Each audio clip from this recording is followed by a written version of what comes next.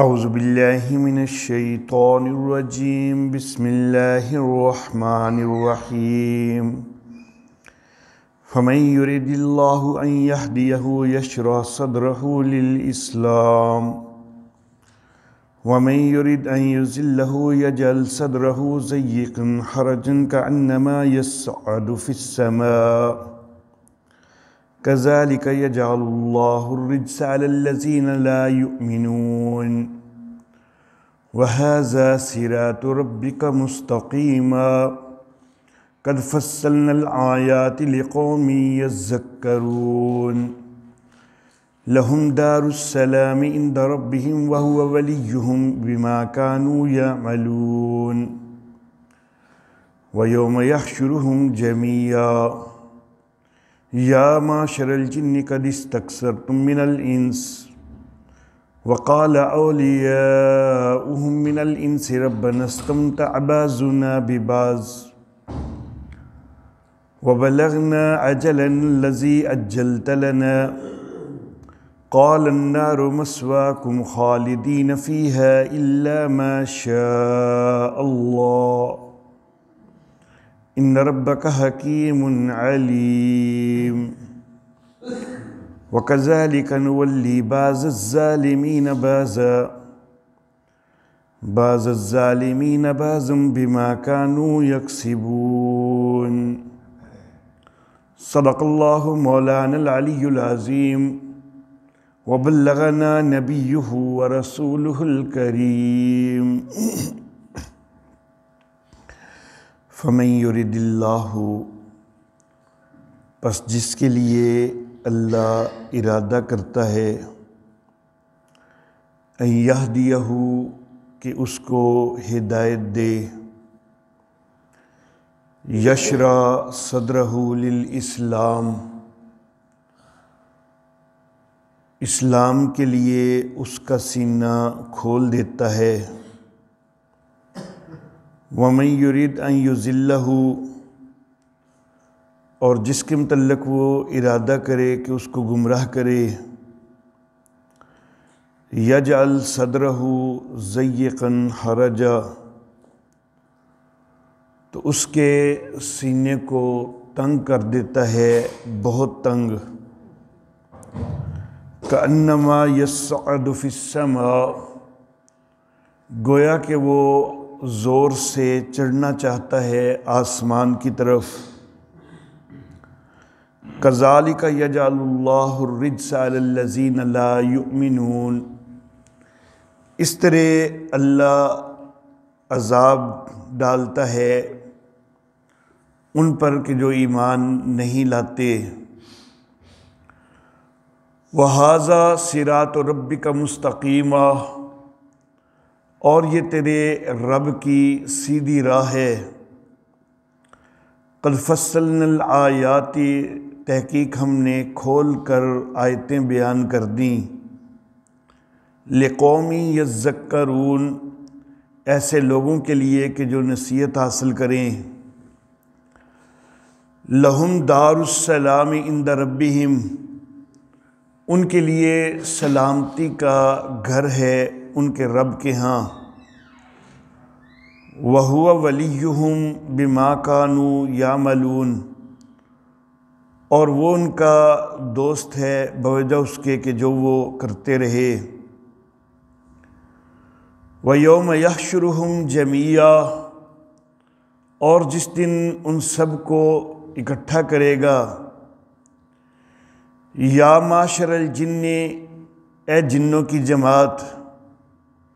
قد استکثرتم من الانس، تم نے بہت سارے انسانوں کو تابع بنا لیا، وقال اولیاؤہم من الانس، اور انسانوں میں سے ان کے دوست کہیں گے،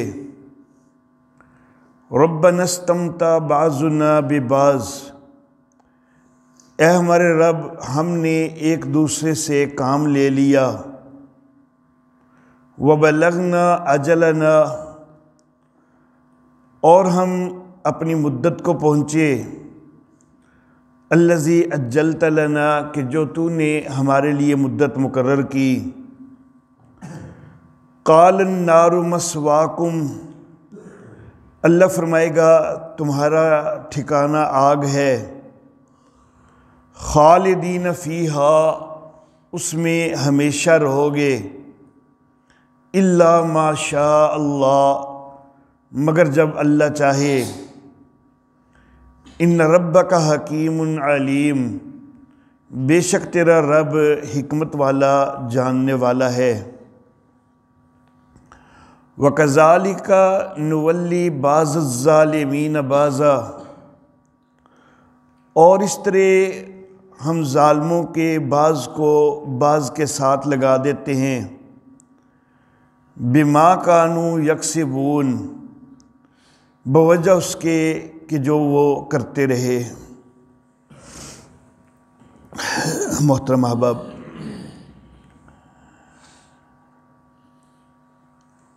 اللہ رب العزت نے گزشتہ درس میں جو آخری آیت مبارکہ ہم نے تلاوت کی تھی، اس میں یہ ارشاد فرمایا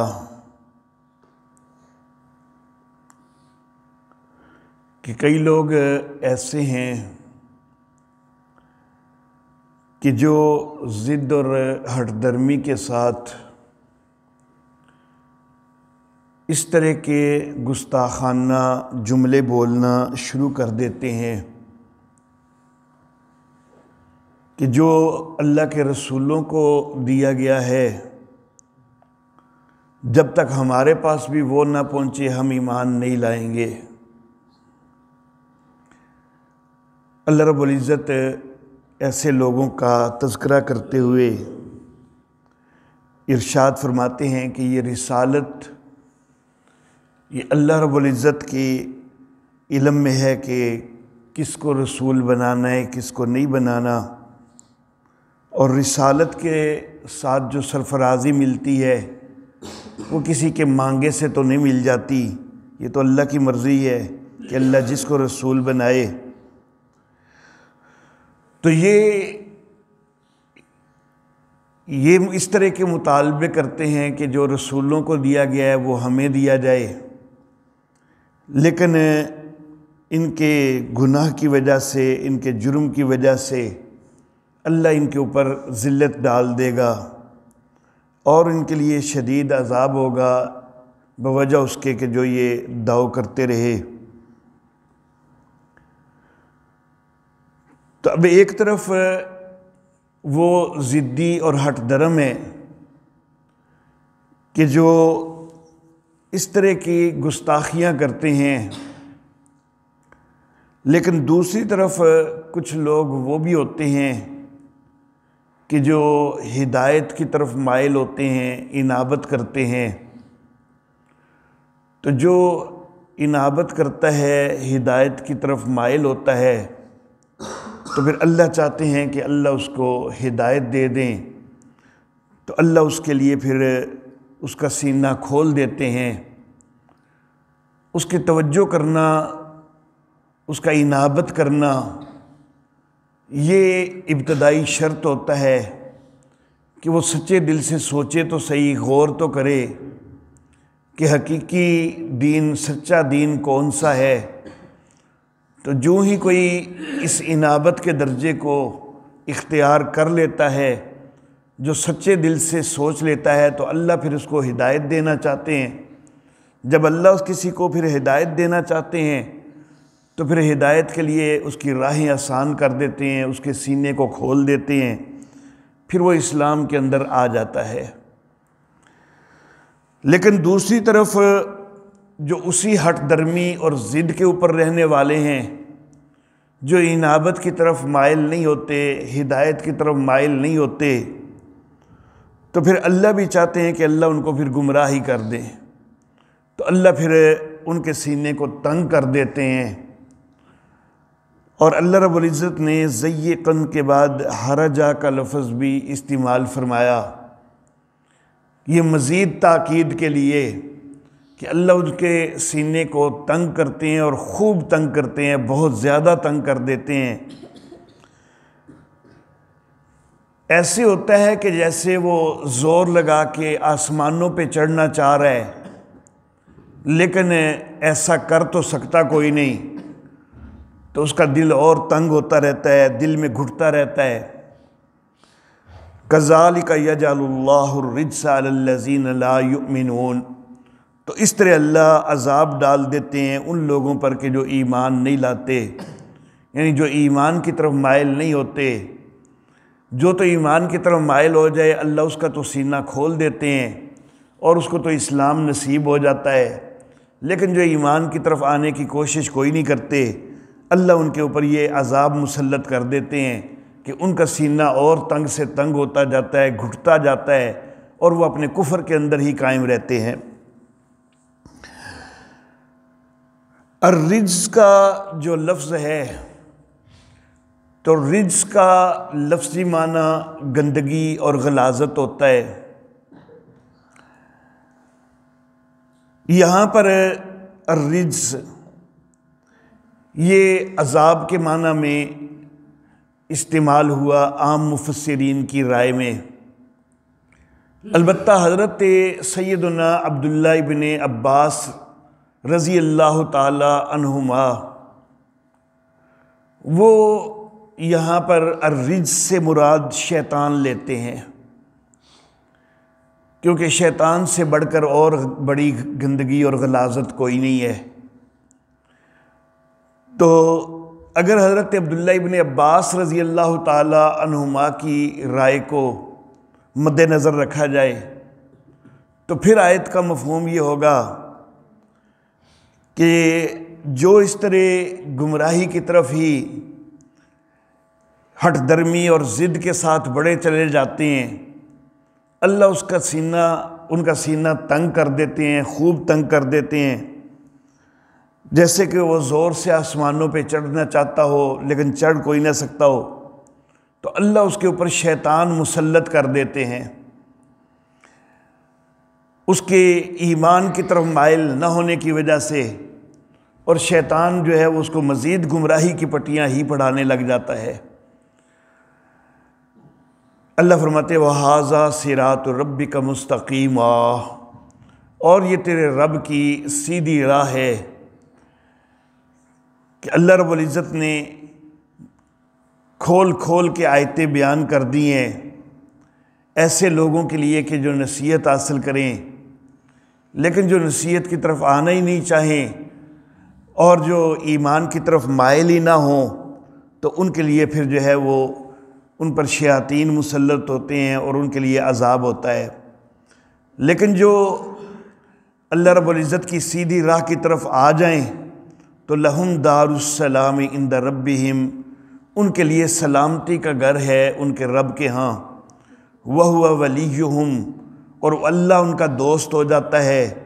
بما کانوا یعملون، اس وجہ سے کہ جو کچھ وہ کرتے رہے، ان کے نیک اعمال کی وجہ سے اللہ ان کا دوست بن جاتا ہے۔ اور ظاہر بات ہے کہ یہ سب سے بڑی سعادت کی بات ہے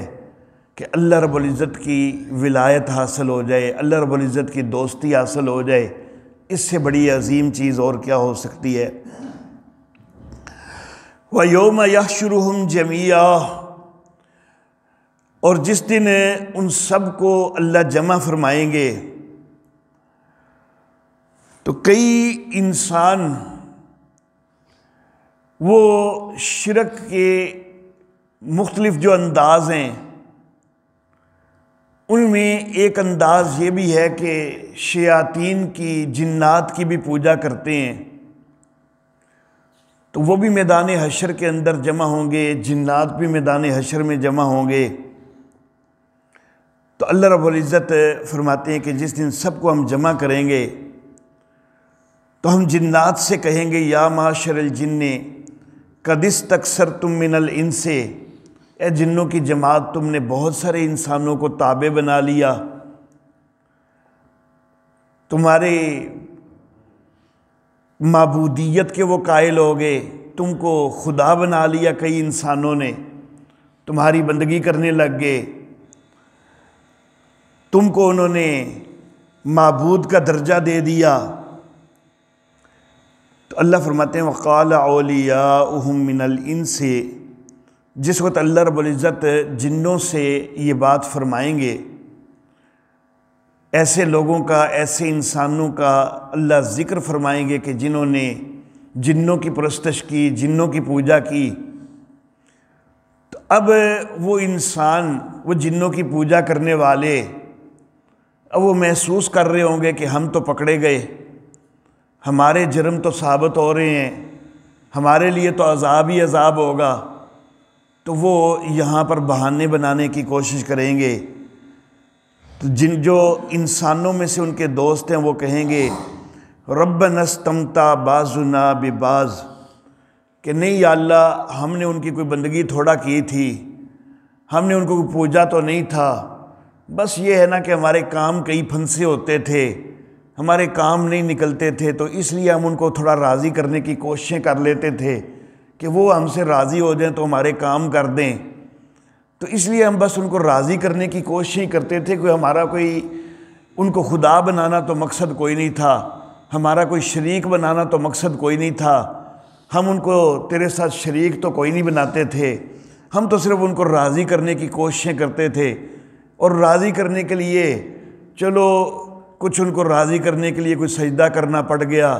کچھ ان کو راضی کرنے کے لیے ان کے آگے جھکنا پڑ گیا، تو مقصد تو ہمارا صرف یہی ہوتا تھا کہ وہ راضی ہو جائیں، ہمارے کام کر دیں،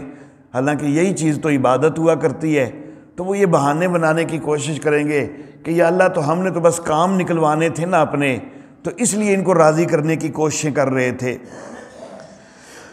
وَبَلَغْنَا أَجَلَنَا الَّذِي أَجَّلْتَ لَنَا، تو ہم ان کو راضی کرنے کی کوششیں کرتے تھے، اور پھر جو مقررہ مدت اللہ تو نے ہمارے لیے مقرر کی تھی، ہم اس مقررہ مدت پر پہنچ گئے، تو ہم نے ان کی کوئی بندگی کوئی نہیں کی، صرف کچھ اپنے کام نکلوانے کے لیے تھوڑا سا جو ہے ان کی چاپلوسی کی ہے، ان کے آگے کچھ جھکے ہیں۔ اللہ فرمائیں گے قال النار مسواکم، اللہ فرمائیں گے کہ جہنم تمہارا ٹھکانہ ہے، خالدین فیہا، اس میں ہمیشہ ہمیشہ رہو گے، الا ما شاء اللہ، مگر جو اللہ چاہے۔ یہاں پر ذکر ہو رہا ہے شرک کرنے والوں کا، اور شرک کرنے والے جو ہیں قرآن حکیم کے بے شمار مقامات پر کفر اور شرک کرنے والوں کے لیے ہمیشہ کا جہنم کا تذکرہ آیا ہے کہ ان کے لیے ہمیشہ کی جہنم ہے۔ یہاں پر بھی اللہ رب العزت نے ہمیشہ کی جہنم کا تذکرہ فرمایا کہ خالدین فیہا، لیکن ساتھ اللہ رب العزت نے یہاں ایک لفظ ارشاد فرما دیے کہ الا ما شاء اللہ، مگر جب اللہ چاہے۔ سورہ ہود کے اندر بھی اسی طرح جو ہے وہ الفاظ ملتے ہیں کہ وہ ہمیشہ کے جہنمی ہوں گے مگر جب تیرا رب چاہے۔ تو ان دو مقامات کے علاوہ ایک مقام یہ، دوسرا سورہ ہود کا ایک مقام، باقی ہر مقام پر بغیر کسی اس طرح اللہ کے ساتھ کسی استثناء کے مشرکین کے لیے، کفار کے لیے ہمیشہ جہنم کا ہی ذکر کیا گیا ہے۔ لیکن یہ دو مقام ایسے ہیں کہ جہاں پر آگے بظاہر ایک استثناء بن رہا ہے، لیکن اصل معاملہ یہ ہے کہ یہاں پر استثناء نہیں کیا جا رہا، بلکہ یہ واضح کیا جا رہا ہے کہ یہ اللہ رب العزت کا اختیار ہے، اللہ کی مشیت ہے، اللہ جو چاہتا ہے کرتا ہے، اور اللہ کا اختیار ہے کہ اللہ چاہے تو ان کو جہنم سے بھی نکال لے، لیکن یہ اللہ کا فیصلہ ہے کہ اللہ نے نکالنا کوئی نہیں۔ وہ قرآن حکیم کے دیگر مقامات پر فیصلے کا ذکر ہو چکا ہوا ہے، تو اللہ چاہے تو نکال تو سکتا ہے، اللہ چاہے تو نکال دے ان کو، لیکن یہ اللہ چاہ چکے ہیں کہ ان کے لیے ہمیشہ کی جہنم ہے، نکالنا ان کو کوئی نہیں۔ تو یہ اللہ رب العزت نے ان کا جو ہمیشہ جہنم میں رہنا ہے تو اس کو اپنی مشیت کے ساتھ متعلق بتلایا ہے کہ اللہ رب العزت کی مشیت کے ساتھ یہ معاملہ ہوتا ہے کہ وہ ہمیشہ کے جہنمی ہیں۔ اللہ چاہے تو نکال بھی سکتے ہیں، لیکن یہ سارا معاملہ اللہ کی مشیت سے متعلق ہے۔ ان ربک حکیم علیم، بے شک تیرا رب حکمت والا، جاننے والا ہے۔ وَكَذَلِكَ نُوَلِّي بَعْضَ الظَّالِمِينَ بَعْضًا، اور اس طرح ہم بعض ظالموں کو بعض کا دوست بنا دیتے ہیں، ان کے آپس کے تعلقات بنا لیتے ہیں۔ گزشتہ آیات مبارکہ میں عدم تسلیم کی 6 وجوہات ذکر ہو چکی ہیں۔ یہ 7ویں وجہ ہے کفار کے تسلیم نہ کرنے کی۔ اللہ فرماتے ہیں کہ یہ ظالموں کی ایک دوسرے سے دوستیاں بنی ہوتی ہیں، تو جس وقت ایک دوسرے سے دوستیاں بنی ہوتی ہیں تو پھر یہ ایک دوسرے کو کفر کی تاکید کرتے ہیں، ایک دوسرے کو شرک کی تاکید کرتے ہیں، اور اس وجہ سے یہ ایمان کی طرف مائل کوئی نہیں ہوتے، ایمان کی طرف کوئی نہیں آتے، کہ آپس کی دوستیاں ان کی بنی ہوتی ہیں اور ان دوستیوں کو مضبوط کرتے ہیں۔ اگر کوئی صحیح دین کی طرف آنے کی طرف کوئی تھوڑا سوچ بھی رہا ہو تو دوسرا اس کو پھر جو ہے وہ گمراہی کی طرف لے جاتا ہے۔ تو اللہ فرماتے ہیں کہ یہ ان کی آپس کی دوستیاں بنا دی جاتی ہیں بما کانوا یکسبون، ان کے کرتوتوں کی وجہ سے۔ تو اس وجہ سے یہ ایمان کی طرف نہیں آتے کہ یہ ان کے جو برے کرتوت ہیں ان کی وجہ سے ان کو یہ سزا ملی ہوتی ہے کہ ان کی آپس کی دوستیاں ہوتی ہیں، اور وہ آپس کی دوستیوں میں یہ ایک دوسرے کو پھر کفر و شرک کی طرف جو ہے وہ مائل کرتے رہتے ہیں۔ اللہ رب العزت ہمیں ہر قسم کے کفر و شرک، چھوٹے اور بڑے شرک کے ہر انداز سے اللہ رب العزت ہمیں محفوظ فرمائیں۔ وآخر دعوانا ان الحمد للہ رب العالمین۔